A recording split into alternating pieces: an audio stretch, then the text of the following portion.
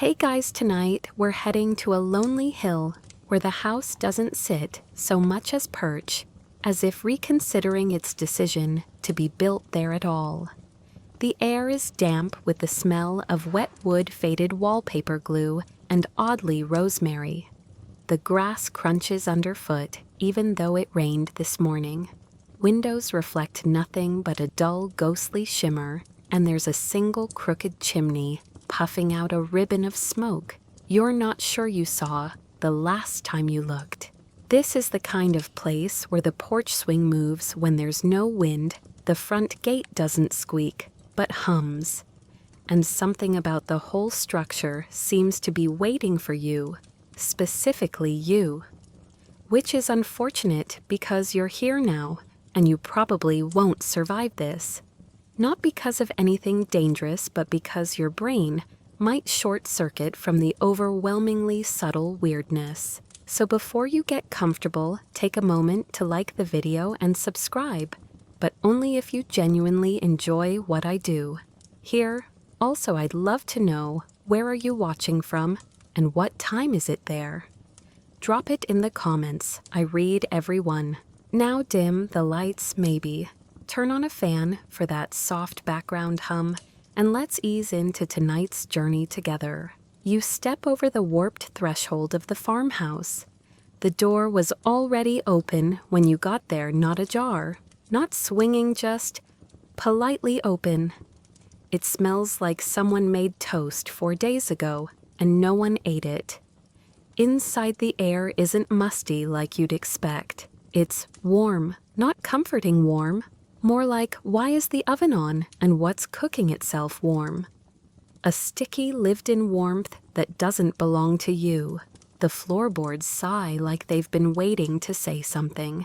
They're uneven, of course. This is Crooked Hill after all. Every piece of furniture leans like it's been gossiping with the walls. A floral armchair stares at the fireplace. An umbrella stand holds 3 umbrellas, all damp. And the welcome mat inside the door reads, "Nice try."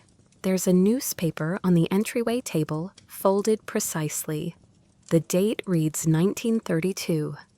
The crossword puzzle is half filled in, and you don't recognize the handwriting, but it is your handwriting.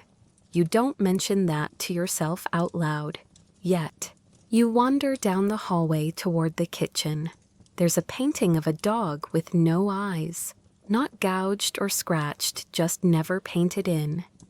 Its blank face follows you with remarkable commitment. The kitchen, though, is charming, or at least pretending to be. There's a teacup on the counter, a lovely blue and white porcelain set. The cup is full. Steam curls from it in lazy spirals like it's dreaming about being a ghost. And that tea, it smells divine lavender and something citrusy. You lift the cup. It's warm. You set it down. You wait. You wander around the room, open and shut a few drawers. All empty except for one drawer of completely clean forks, and come back. Still warm. Not lukewarm. Freshly brewed warm. The teapot sits beside it. Unplugged, untouched, bone dry. No kettle, no stove light, no obvious heat source. But every time you come back, that tea is exactly as it was. You drink it, and then it's full again. Now you're thinking maybe this is just a clever trick. Maybe there's a boiler in the wall or some geothermal nonsense from beneath Crooked Hill. Maybe this is some charming relic of colonial hospitality. Or maybe the house is haunted in the least efficient way possible by a ghost whose only unfinished business is making sure your tea never cools down. Historically, Victorian-era farmhouses like this one were often designed with warming rooms, little nooks where tea and conversation stayed warm. But historians still argue whether those rooms were architectural or metaphorical. Some believed a warming room was any place the family gathered and the air felt thick with stories. A weird footnote from 1904.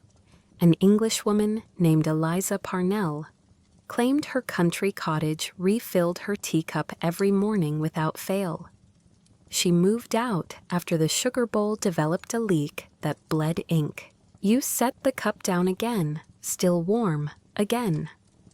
This time the chair behind you has moved an inch closer to the table. Not scary, just optimistic. You sit, and that's when you notice the humming, faint, rhythmic, and utterly out of tune. It sounds like someone humming a lullaby but half a beat off, as if they're remembering the melody while falling asleep. The hum is coming from upstairs. Naturally, you go upstairs, because what's a mildly cursed farmhouse without a second floor of whispers and atmospheric creepiness? You grab the banister, it's oddly sticky, and ascend the stairs. Each step is a different pitch, like climbing a badly tuned piano. By the fourth step, you're composing a jazz solo. You pause, the humming stops, you continue, the humming resumes. Upstairs, the air shifts, not colder, just thicker, the kind of air you want to swim through, but only if you're okay with breathing molasses. 3 doors, all slightly open, all entirely too confident. The first room is a guest bedroom. The bed is perfectly made, with hospital corners tight enough to bounce a ghost off. A basin of water sits on the dresser untouched. No dust, no mirror, just your reflection in the window glass, even though you're not standing near it. The second room is a nursery. Empty cradle, no toys, a small stack of books all blank. One doll sitting backward on a shelf facing the wall like she's seen some things. The third door creaks, but only when you're not touching it. And there's the humming again, stronger now. It's coming from somewhere, but you still can't tell where. You feel it in your knees more than your ears. A lullaby that no child should fall asleep to. You retreat to the kitchen. And the tea, still hot, still waiting, like it knew you'd be back. You stare at the teacup like it just told you your Netflix password. Still warm, still steeped. Still steaming like it just came off the kettle that you still haven't found. This time you lift it slowly. It's heavier than you remember. You sip. The same faint lavender, the same hint of citrus, maybe bergamot. You're not exactly a tea connoisseur, but this cup tastes like something plucked straight from a Victorian ghost's pantry. And weirdly, it tastes better than the last time. Slightly sweeter. You didn't add sugar. You're fairly certain of that. You set the cup down again. The hum starts back up immediately. Now it's lower. A baritone murmur coming from the floorboards or beneath them. It almost sounds like someone clearing their throat politely every few seconds. The teacup shifts ever so slightly clockwise on the saucer. You back away cautiously because you're not an idiot. You're just, curious, and possibly being lured into a supernatural trap one herbal sip at a time. This time you inspect the kitchen properly. There's an old stove, wood burning, not lit, dust-free, which is suspicious all by itself. Even untouched stoves in haunted houses usually accumulate a respectable layer of grime. But this one pristine. You run your finger along it. Nothing. To the left of the stove is a narrow pantry. You open the door and nearly laugh. It's packed with rows of loose-leaf tea tins. Some are labeled, some not. There's one marked Tuesday, one marked almost lemon, and another simply labeled for guests. You open it. It's empty. It smells like rain and faint disappointment. Victorian England, fun fact, had a strict tea hierarchy. Morning tea, afternoon, tea, high tea, and a terrifying thing called meat tea. Historians still argue whether that last one actually involved beef stock or was just a cruel joke on new housemaids. You close the tin. The hum stops again. Now something new, the faint sound of something clinking, like glass tapping against glass. You follow the sound to the corner of the kitchen where there's a small cabinet. Inside 2 shelves, 1 drawer, and of course a single glass bell. The kind that might sit on a hotel desk. You reach for it. It rings before you touch it. You jerk your hand back, like you've been caught. The ring fades, echoing much longer than it should. When the sound dies, the kitchen smells different, warmer, sweeter, like someone just opened a bakery in the next room. The teacup is steaming again. But here's the kicker. Now there are 2 cups, both steaming. You didn't hear a second one placed. You didn't hear movement. The second cup just exists now, sitting next to the first, angled slightly toward you, as if saying, "We made one for your friend too." You back out of the kitchen. No fast movements, no sudden noises. You're not in a horror movie. You're in a polite, patient nightmare. The kind where things don't chase you, they wait for you to notice they've already won. You drift back toward the hallway. The humming is fainter here, but still present. The walls seem to breathe slightly, not in a creepy, pulsing way. More like the wallpaper is just exhaling. You approach the staircase again, and this time your hand sticks slightly to the banister, like honey almost, or sap. Not fresh, but definitely real. You wipe it on your jeans, like you always do, when something is too weird to process immediately. This time you go left into what appears to be a parlor. There's a piano in the corner, draped in lace. The keys are dusty, except for 3 in the middle. C, D, E. You press 1. The note is clear, too clear, like someone tuned it this morning. The sound lingers too long again. Everything lingers in this house. A bookshelf stands next to the piano. Every book is titled Guest Book in different fonts, bindings, and languages. You pull one out. It's blank, save for the inside cover, which reads, "We hope you enjoyed your stay. Sign again if returning." You check another book. Same message, slightly different handwriting. You check a third. And this time, the signature on the back page. It's yours, in your current handwriting. You haven't signed it. You know you haven't. But there it is, your name, your usual squiggle at the end, and the date. Today, a fringe theory among parapsychologists. Yes, that's a thing, is that time loops tend to form not around trauma or tragedy, but around comfort, places where someone felt almost safe. T-loop hauntings, they're called. Historians still argue whether they're residual energy patterns or just tricks of bad memory and strong herbal blends. You replace the book. The piano hums slightly. You didn't touch it. Back in the hallway, something's changed.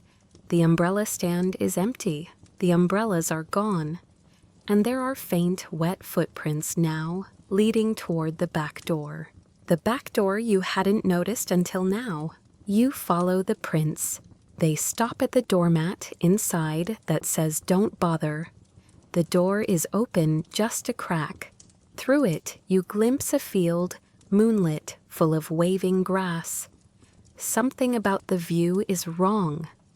It's lit like it's midday and midnight at the same time.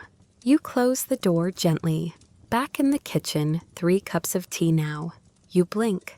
All 3 are steaming, arranged in a perfect triangle, all angled towards the chair. Your chair. You sit again. You're not sure why. The hum is back, but now it's deeper, more like a chant, or a purr. The fire crackles in the hearth even though no one lit it. You know that for sure. And now you smell toast. Warm, buttery toast. Someone did make toast, finally. And someone else is walking upstairs again. This time you don't go rushing after the footsteps. Not because you're scared, though let's be honest, you're a little scared, but because the sound is slow, soft, patient. It's the sort of step that says, I've done this 100 times before, and I'll do it 100 more. You sit still in the kitchen. The tea's cooling now, which is somehow more disturbing than when it wasn't. One cup has a faint lip mark on the rim, perfectly round, too smooth to be human. You stare at it a little longer than you should. Not because you're trying to figure it out, but because your brain is stalling, like a buffering video. Eventually you stand. The chair doesn't creak when you get up. None of the furniture does. No polite groans, no spooky echoes. It all seems rather pleased you've made a decision. You step toward the hallway and the air changes again. A sharp note like someone struck a tuning fork in your chest. You freeze. Somewhere above a door shuts quietly. And then comes the sound of someone humming. Again, same off-key lullaby. This time it feels closer. You climb the stairs again. Slower this time. You press your hand to the sticky banister, which now feels less like sap and more like skin that's been in water too long. You get to the top and the hallway tilts slightly to the left like it's had a long day and is just trying its best. The doors are closed now, all three. You know for a fact they were open before. The nursery door has something new, 3 lines etched into it. Not scratched, etched, deliberate. One short, one long, one short. Morse code maybe, or just bad carpentry. Either way, the humming is behind that door. You knock once, it stops. You wait. No reply, just the sound of the house breathing. You open the nursery door. Inside the cradle rocks gently. There's a faint creak like a swing set in slow motion. The doll that had been sitting on the shelf is now lying in the cradle, face down, still backward. You don't recall touching it. You step inside. The air is cool, not chilling, but like someone just opened a window a second ago. Except all the windows are closed. There's a mobile above the cradle. It turns lazily, but not from any breeze. Tiny porcelain animals dangle an elephant, a rabbit, a crow, and a fish. They spin counterclockwise. The crow swings slightly wider than the others. Fun fact, in some Victorian nurseries, mobiles were designed to rotate counterclockwise to reflect the passage of time as the moon sees it. Historians still argue whether this was symbolic or just an excuse to make parents buy custom furniture. You step closer and the mobile stops. Dead still, you turn to leave. The lullaby resumes. You walk away slowly backward. The hallway light, if you can call the faint glow dipping from the walls, light dims with every step.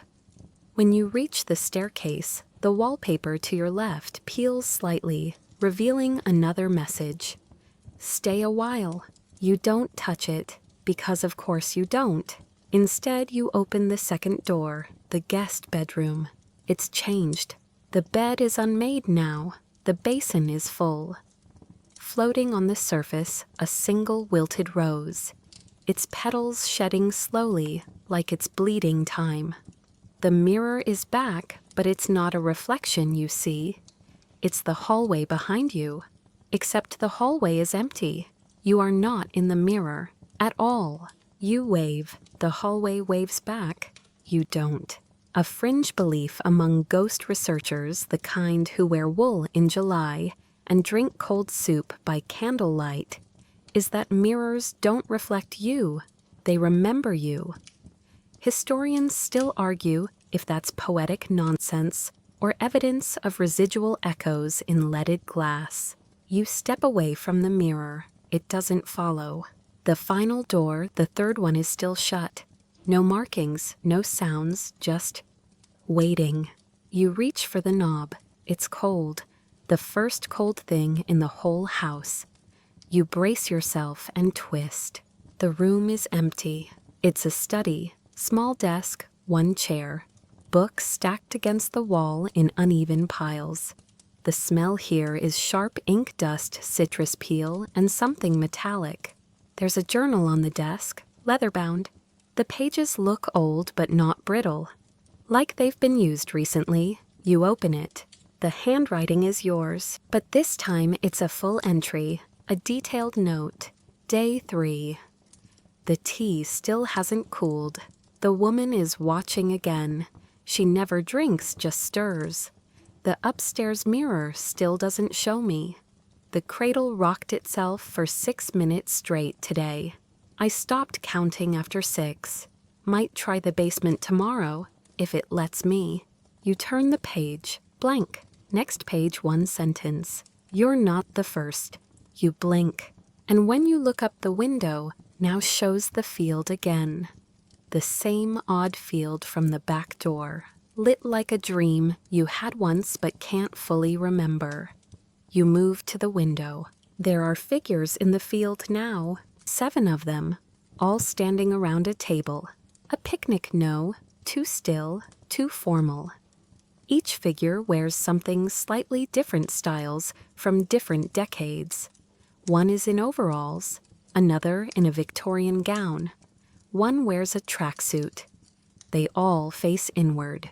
You turn away from the window and hear a teacup clink. Back downstairs. 4 cups now, 1 overturned, 1 steaming, 1 empty. 1 full of something thick and black and entirely not tea. You sit. You don't even argue with yourself this time. And now, finally, there's someone else at the table. You don't look directly at her. She's to your left. You see the spoon stirring, slowly, clockwise, then counterclockwise. Over and over. She never drinks, just stirs. The humming begins again. It's coming from her now. Her lips don't move. You glance sideways, her eyes are open, and they're looking at you. You pretend not to notice. It's a solid strategy. If polite ignorance worked for surviving family reunions and awkward elevator rides, maybe it'll work on whatever spectral tea enthusiast is sitting to your left, humming without moving her mouth, and stirring a cup that's somehow both full and never fills the spoon. The humming continues perfectly steady. A lullaby turned inside out. Her spoon clinks against porcelain in a rhythm you start counting without meaning to 1, 2. Pause, 3, stir, repeat. You don't turn your head, but you do see just barely in the corner of your eye that her hands are, let's say, unusual. Not monstrous, not mangled, just wrong. Too smooth, too still, like doll hands from an era when anatomically accurate wasn't a priority. You glance at the table. Your cup is full again. This time the liquid inside has a reddish hue. Not wine, not blood. This house isn't that dramatic. More like hibiscus. You sip. It tastes like cherry and iron and a memory you haven't earned yet. You set the cup down. The woman stirs. Then she speaks. Without warning, without looking, without blinking. She's still upstairs, you know. Her voice is calm, unbothered, matched to the room like it's part of the furniture. You don't ask who she is, you already know. Instead, you look down. Your hands are damp, not sweaty damp, like you've been holding them under running water for too long. You wipe them on your jeans again. They come back damp again. You glance toward the staircase.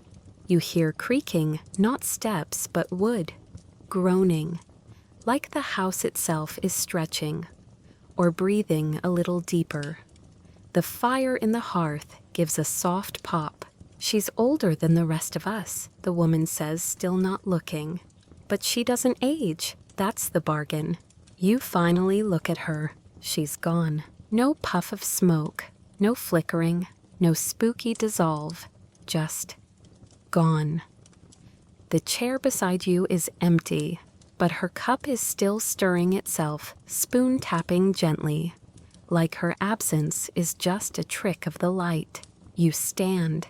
The room spins briefly, like your balance just recalibrated in another time zone. The fireplace is still lit, still crackling, but now there's something inside. Not logs, letters. They're burning slowly, deliberately. You see parts of phrases return guest. No record of departure. Please remain seated until the host arrives. The flames consume them slowly, almost ceremoniously. Like the house is eating its mail. You turn back toward the hallway, and now there's a new sound. Wind chimes. Delicate hollow not outside. Inside, somewhere upstairs. You ascend the stairs again, half expecting them to rearrange themselves. They don't. They creak in the same tune as before. The sticky banister now feels warm, like someone just touched it.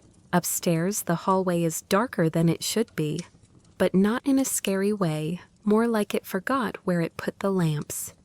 The doors remain shut except for one, the nursery. It's open again. You step inside. The cradle is still. The doll is gone. The mobile above the cradle is missing one of its porcelain figures. The crow, just not there. The window now looks out onto a lake. There was no lake, but there it is.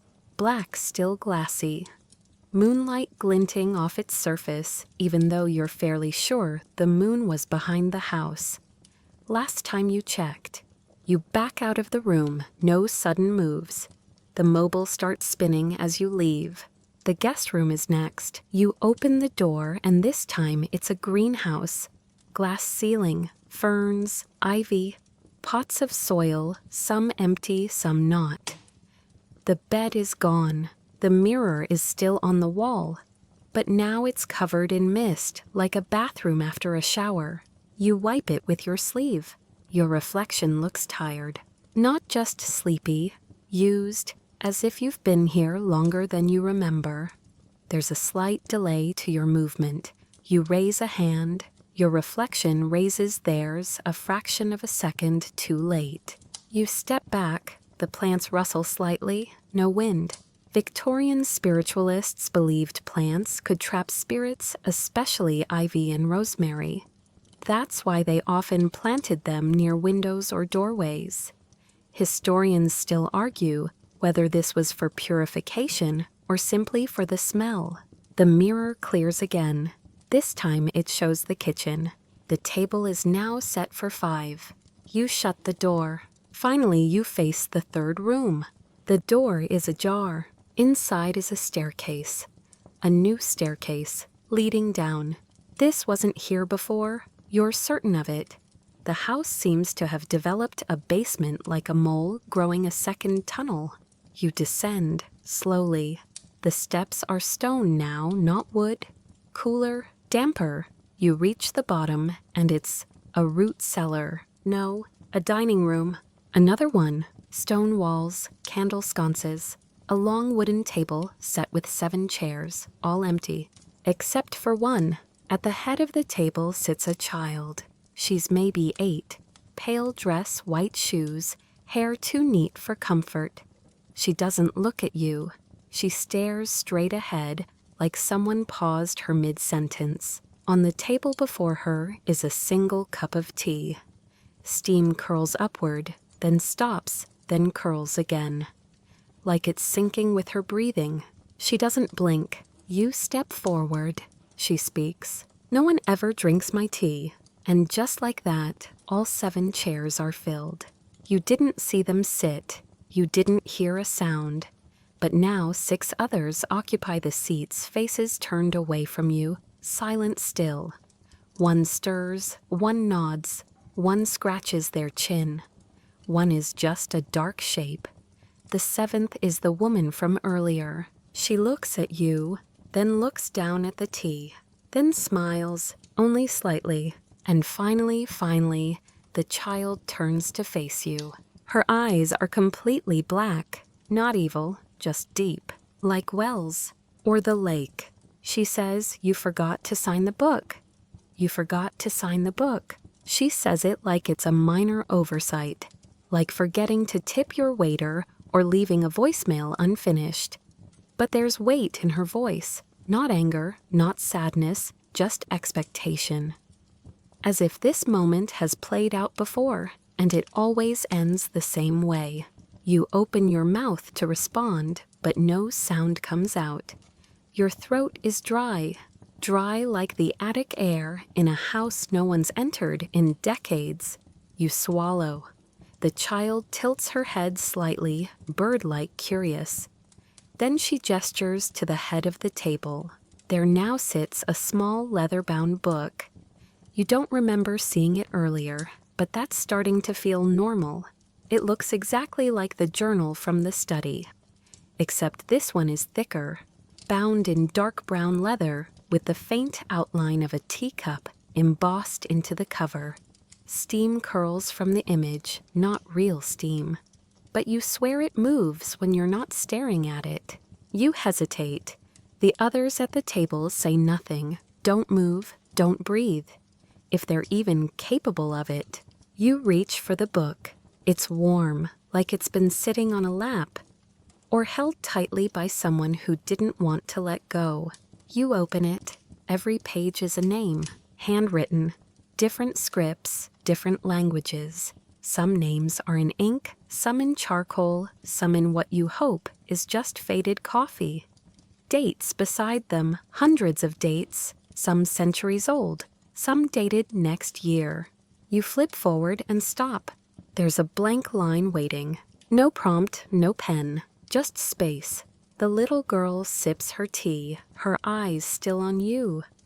The woman to her left, your left, begins stirring again. The room hums with the soft whir of a dozen unseen teacups being lifted and lowered.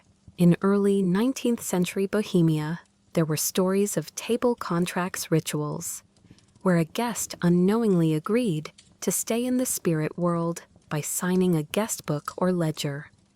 Historians still argue whether these tales were rooted in actual occult traditions, or just metaphors for hospitality that overstepped its bounds. You look down. Your hand now holds a fountain pen. It wasn't there a moment ago. The nib hovers over the line, waiting, and for a split second you consider writing something else, someone else's name. But your hand doesn't move that way.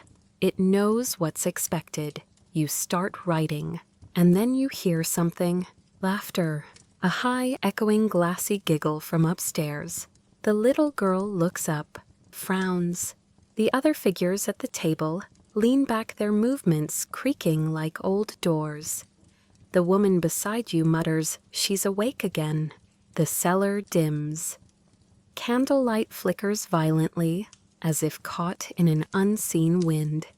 The steam from the tea curls backward. The book snaps shut on your hand. You drop the pen. No one moves. You hear footsteps overhead, rapid, then slow, then dragging. Something falls, something heavy. The girl stands. "We should go," she says, but she doesn't move. You glance around. The figures at the table begin to fade, not vanish, not disappear, just desaturate, losing contrast, like someone is turning down their opacity. One by one. The room grows colder. The girl looks at you again. She doesn't like interruptions. And then the cellar walls shift. They don't collapse or crumble. They shudder, like they're flinching from a sound only they can hear. The long wooden table grows darker, wet. The book evaporates, gone like fog on a mirror. You rush for the stairs. No one stops you. No one follows. Back upstairs, the house has changed. The wallpaper peels in long, slow curls. The hallway stretches physically longer than before. Each step echoes more deeply, as if you're walking through a cathedral now. In the kitchen, the table is empty. No cups, no spoons, no steam, just dust. The hearth is cold. The window shows nothing, not blackness, not a storm, just absence. Like someone painted it over with forgetting. You stumble toward the front hallway. The umbrella stand is back. The umbrellas are wet again. You hear her upstairs, not the girl, her. Dragging footsteps, stocking feet, a lullaby hum, just a hair off key. The woman with the spoon. You turn, you face the stairs again. One step creaks, but you're not on it. Someone else is coming down. Slowly, deliberately, you back into the parlor. The piano plays a single note D. It reverberates through your ribs like a warning. You glance at the bookshelf. All the guest book volumes are gone, replaced with empty spaces, and one single book in the center. Your journal. You open it, blank pages, until the last one. A new line just written. You signed it. And under that, in smaller writing, you always do. The front door opens. No sound, just open. You run. You don't look back. Crooked Hill is behind you. The house shrinking impossibly fast until it's just a dot on the landscape, then a shadow, then nothing. You keep running, and when you stop eventually, out of breath heart thudding in your ears, your hands are still damp, and you still taste the tea. You wake up, except you don't remember falling asleep. You're in your own bed, your own room in your own home. Or at least that's what it's pretending to be. The ceiling is familiar, sure. The faint hum of the fan, the ticking of the old clock by the door. But there's something off. Your sheets are too crisp. Your pillow smells faintly of lavender and citrus. And on your nightstand, still steaming quietly, is a single porcelain teacup. You sit up. The cup is the same one. You lift it. It's warm. Of course it's warm. This time, though, you don't drink. You step out of bed, letting your feet touch the hardwood floor. It creaks exactly like the farmhouse floorboards. That same long sigh of wood that's seen too much and said too little. You walk to the hallway, your hallway. At least it should be. But the hallway is longer, and at the end, a closed door. You've never seen that door before. Not in this house. Not in any house. You walk toward it slowly, every step pulling you forward, like the floor itself wants you to arrive. As you reach for the handle, your hand stops. You listen. Nothing. No humming, no footsteps. Just stillness. You open the door. Inside another kitchen, but not yours. The table is back. The teacups, the fire, the farmhouse. You're back. You step inside without meaning to. Your feet move first. The air greets you like it's been holding its breath. The wallpaper curls in welcome. The fire crackles politely. And there on the wall is a painting of the house. You look closer. In one of the windows, a figure. Your figure, looking out. Victorian ghost stories often included motifs of looping hauntings, moments that trapped souls in their most ordinary habits, walking downstairs pouring tea-folding linens. Historians still argue whether these stories were metaphors for grief or genuine accounts of spiritual déjà vu. You turn from the painting. The table has 6 chairs now, all empty. A 7th is set with fresh silverware. Yours. You sit. You don't know why. You just do. The spoon is already in your hand. You stir. Clockwise, then counterclockwise. You hear it again. The sound. The soft steps in stocking feet. She's upstairs again, but you're downstairs now. You're where you're supposed to be. This is your place now. You sip. And this time, the tea tastes like memory. You remember things that didn't happen to you. A spring storm in 1932. A kitchen with 7 cups of tea. A child humming to herself in a cellar made of stone and silence. The feel of your name being written down in ink that never dries. You look at the fire. Inside, not logs, not letters. A mirror. You see the back of your own head. You don't turn around. You don't need to. Because now you feel it. The rhythm, the loop, the soft hum. And then you hear the front door creak open. Someone has arrived, a new guest. You rise slowly. You straighten your chair. You adjust the silverware. And you go to greet them. Because someone has to. You walk to the hallway, your steps soft, deliberate. The piano plays 3 notes, C, D, E. You don't flinch. The front door is open. And standing there, well, it's someone a lot like you. Curious, hesitant, just a little too brave. You nod to them. You must be thirsty. You gesture toward the table. There's tea. You smile. It never cools. And you watch them enter the house on Crooked Hill. Because now it's their turn. The moment they cross the threshold, the air shifts. Not dramatically, not with thunder or the clatter of chains. Just a subtle bend in temperature warmth with a hint of citrus and dried herbs. You remember that scent now. It's the same as always. Lavender, rosemary, and something beneath it that no one can ever quite name. They pause on the mat, still says nice. Try and glance around. Their expression is identical to the one you wore, the one everyone wears. It's part curiosity, part suspicion, and a tiny spark of recognition they can't explain yet. You nod gently. Let them have their moment. No need to rush. The house isn't going anywhere. The hallway greets them like a dog that's already decided this is its new owner. The walls hum faintly. The floorboards whisper pleasantries under their feet. And you step away, not out of the room, just into the edges, into the soft blur between being here and being part of here. They'll find their way. Eventually, they'll find the kitchen. They'll see the tea. And yes, it's already poured. 3 cups, one steaming, one half empty, one still swirling. You remember this part. You remember how your fingers trembled slightly on the porcelain and how your tongue lingered on the rim as if it were tasting more than tea. Memory, regret, some small story waiting at the base of the cup. You return to the parlor. The piano hums again. Different notes this time, lower, slower. The bookshelf now contains only 2 books. One reads guest book, the other, your name. You don't touch it. Instead, you glance toward the ceiling. She's up there again.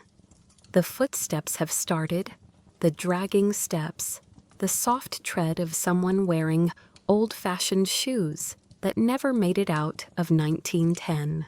The newcomer hears it. You watch their shoulders tense slightly. They'll go up, they always do. And when they do, the nursery will be waiting. The doll will be in the cradle again. The mobile will be spinning, still missing the crow. That crow always goes first. No one knows where. It just stops showing up. There's a reason. You once read a footnote in a dusty paranormal journal that suggested crows are psychopomp's messengers between worlds. Historians still argue whether this was ancient wisdom or Gothic bird propaganda. You return to the table, not because you want to, but because it's time. 4 chairs are full now. You recognize 2 faces. One is the woman who stirred but never drank. She's humming again. The second is the child. She's drawing on the tablecloth, with her fingertip lines that vanish seconds after she makes them. You never see what the full picture is. A third figure is new, old-fashioned dress, veil over her face. But you know her too. She's the one who used to sit upstairs. She's tired now. You don't blame her. The fire in the hearth crackles once, softly, not like wood catching, more like a match being struck, underwater. You take your seat. Your cup is full again, still warm, always warm. You sip, and this time it tastes like acceptance, like the last page of a long book. The newcomer hasn't returned from upstairs yet. They will. When they do, the cellar door will be open. The child will be waiting. You glance at the painting on the wall, the one of the house. There's a new figure in the window. Their outline is still a little fuzzy, still being filled in. You lean back in your chair. Somewhere above, the humming grows louder, then quieter, then stops. Footsteps on the stairs. They're coming back down. Your spoon begins to stir itself again, clockwise, then counterclockwise. The loop resets, and this time, you smile, because you understand now. It was never about escape. It was about the invitation. The newcomer steps into the kitchen. You don't need to watch. They all follow the same rhythm. A pause at the threshold. A slow approach to the table. The quiet gasp when they see the steam curling from cups that have no business being warm in a house like this. And then, the inevitable first sip. You remember how that sip felt. You remember how it tasted like a memory just out of reach, and how your tongue swore it knew the flavor but couldn't name it. A blend of comfort and confusion. Home, but not your home. Now they know it too. You remain seated at the table. Tonight there are 5 of you. The child quiet as always. The woman still stirring. The veiled guest occasionally tilting her head as though listening to a whisper no one else can hear. And someone new across from you. They haven't looked up yet, still studying their tea like it might blink. You hear something from the hallway. The bookshelf moves. Not loudly, not dramatically, just a small shuffle like someone trying to be discreet about rearranging history. The new guest hears it too. Their head lifts. You nod at them. They don't nod back. But they will. Eventually. The kitchen light dims just slightly, though no bulbs flicker. No storm rolls in. It's just the house adjusting, breathing. A long hallway leads back to the parlor. You glance toward it. There's a mirror now, leaning against the wall. Not hung, just leaning. In it you can see the table, but only 4 people are reflected. You count again. 5 at the table, 4 in the mirror. You don't flinch. This has happened before. The missing reflection rotates each time. Tonight it's you. It's not alarming. It's simply your turn. The fire in the hearth shifts color ever so slightly. From orange to blue, it doesn't smoke. It never smokes. But you smell something faint, like old cedar soaked in salt water. The veiled woman speaks for the first time. He's trying to write a letter. Everyone looks at her. She doesn't elaborate. You remember that too. There's always a letter. Somewhere in the house, tucked into a drawer or a coat pocket. Written by someone who didn't finish their tea. A letter to someone who never arrives. Your eyes drift toward the back of the house. There's a hallway there, one you hadn't seen before. Narrow wooden, the kind of hallway you only notice when you're not supposed to. You rise the others watching but not speaking. You walk down the hall. It ends in a single wooden door, faded soft from age with a brass doorknob that turns before you touch it. Inside is a small writing room. Just a desk, a chair, and a typewriter. The paper is already in place.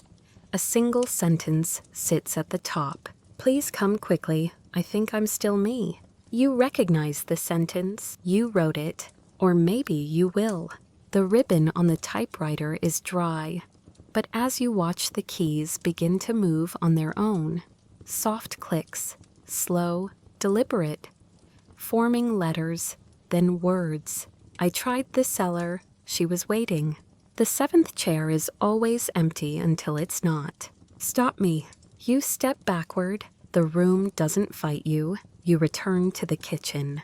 The table still has 5 cups. But now a 6th chair is pulled out. Not empty, not occupied, expectant. The newcomer is gone. Upstairs, you assume. That's how it always goes. The cellar awaits. The child will be there waiting, speaking her half-truths in riddles that sound like lullabies. The newcomer will sign the book, or not. But either way, the tea will remain warm. You sit again. Someone has to. The veiled woman speaks again. He's writing the same letter now, just in a different house. You nod. You remember now clearly. The night you found the house, the warm porch, the open door, the way it never asked anything of you, just offered. Tea the child had asked. You said yes. Everyone says yes. And now, you look at your cup, still warm. You don't drink this time. You stare into the cup like it might blink back. The surface ripples, though nothing touches it. No wind, no spoon, just movement. A gentle tremor from inside the house, or maybe from inside you.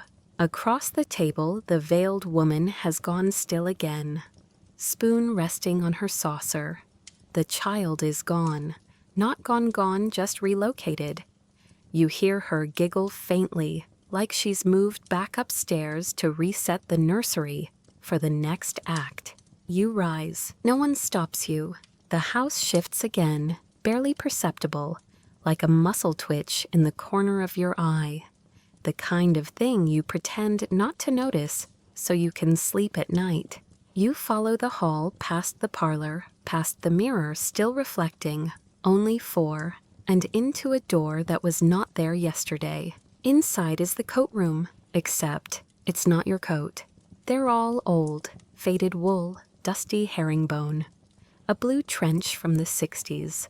One of those gigantic fur coats people only wore in silent films and haunted train stations. You run your hand along them, and in every pocket a letter, each one folded with strange precision. Some sealed with wax, others with twine. One simply pinned closed with a rusted safety pin. You pull one out, unfold it. I left before dessert.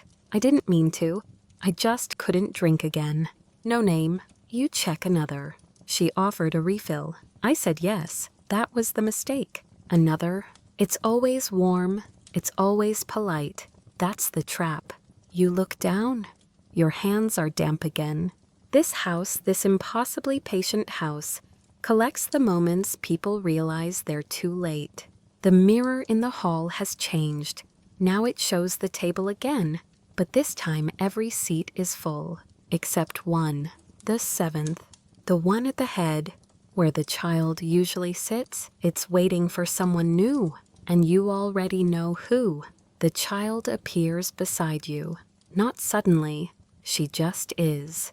She reaches up, places something in your hand, a spoon, wooden, carved, slightly too warm. She doesn't speak. She just walks down the hall. And you follow, because what else is there?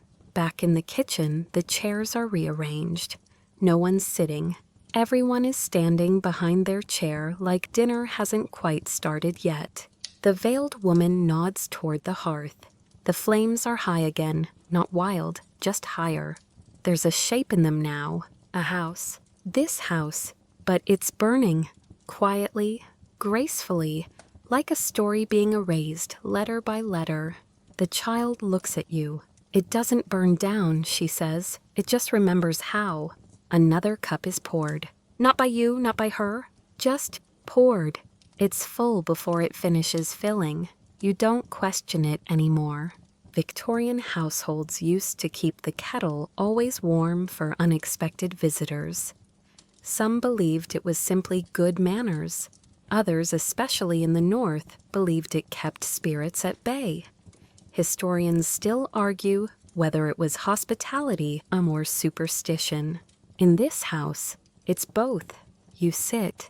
The 7th chair remains empty, but now it's different. Now it's glowing faintly, a soft golden aura like sunlight, through lace curtains on a Sunday morning. Warm, inviting, inevitable. The woman speaks again. She's almost here. You don't ask who. You already know. The child hums her lullaby, still off-key, still familiar. You find yourself mouthing the notes, like you've heard it your whole life, because maybe you have. The house groans gently, like it's satisfied, like it's settling in for the long winter. The fire dims, and in the flickering shadows you see the front door again. It's closed now, but it's breathing. In, out, in, out. Waiting. The breathing door doesn't open this time. It waits. You wait. Everyone in the room is still now. Not frozen, not statues. Just still in the way that trees are still during a lull before the storm, not moving, but undeniably alive. Your teacup remains full, unspoiled. Steam rising in a tight spiral that refuses to fade. You watch it curl. You try to time your breath with it. The rhythm is soothing, familiar. Maybe it's been yours all along. The seventh chair glows faintly golden light, gently pulsing.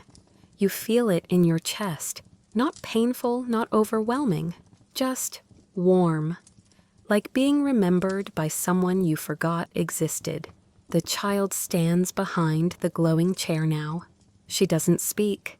She doesn't need to. Everyone in the room shifts slightly, as if bracing for something. You follow their eyes. To the stairs. She's coming down. Soft steps, stocking feet. No rush. She's humming again, only this time the melody is slower. Worn thin, like an old cassette tape just barely hanging on. It winds its way around the walls, the cups, the fire, and finally into you. The air grows denser, like syrup in your lungs. Then she appears, the woman with the spoon. Not behind you, not beside you, across from you. She takes the seventh seat. The glow fades. You finally see her face. She's ordinary. That's the worst part. There's no spectral glow, no melted eyes or tattered veil. She looks like someone's aunt who always oversteeps her tea and tells stories that go nowhere. But her eyes, they are old. Older than the house, older than the hill. They look through you, not in a scary way, in a tiring way. As if she's checked 1,000 names, and you're just another one on the list. She lifts her cup. She drinks. Everyone else does the same. Even you. The tea has changed again. This time it tastes like silence. Not absence, silence. Heavy, thick, comforting. It rests in your chest like a warm stone. You breathe. You exhale. You understand now. This house is not a trap. It's a memory, not of yours, but of itself. It remembers everyone who's walked in, even those who thought they walked out. The ones who signed the book, and the ones who only thought they didn't. It remembers the warmth, the tea, the never-ending dusk. And it invites more, not to scare, to share. The woman sets her cup down, and she finally speaks. It's your turn now. She doesn't point. She doesn't explain. But you know what she means. You rise. The others fade. Not dramatically, just fade. You walk toward the hallway, past the mirror. You see yourself this time. Just you. No one else. You nod at your reflection. You nod at the house. You return to the front door. It opens. Outside the hill, crooked and waiting, mist hangs low over the grass. You don't step out. Not yet. You turn back. The kitchen is empty now. No cups, no chairs, no fire. But the air is still warm, still steeped in rosemary, still ready. You smile. You step outside. The door closes behind you. Not with finality, just with understanding. And somewhere inside, the kettle whistles, softly, lovingly. And now as the tea cools at last and the house on Crooked Hill grows quiet once more, you begin to feel your own breath slow. The fire may be out, the spoons resting still on their saucers, but the warmth remains. It lingers in your fingertips, in your chest, in the soft corners of your mind that remember without needing to know. The house is quiet, but never empty. Its memories are stored in the hush between footfalls, the curl of steam above a waiting cup, the hum of a lullaby, never quite remembered correctly. It isn't lonely, it simply waits for understanding for return, for one more guest who doesn't mind the tea being a little too perfect. You, of course, were always meant to be there. Maybe not to stay forever, but long enough to hear the spoons stir. Long enough to know the walls have names for you that only they whisper. And that's enough. The house remembers for you. It holds you like a story you once dreamed and forgot to finish. Let the warmth wrap around your thoughts now. Let the shadows soften, the rhythm of footsteps fade. Let your eyes grow heavy, not with fear, but with that delicious weight of being safe in a place that doesn't ask, only invites. It's time to drift, time to rest, time to close your eyes and let the tea finally cool. End of script. Sweet dreams.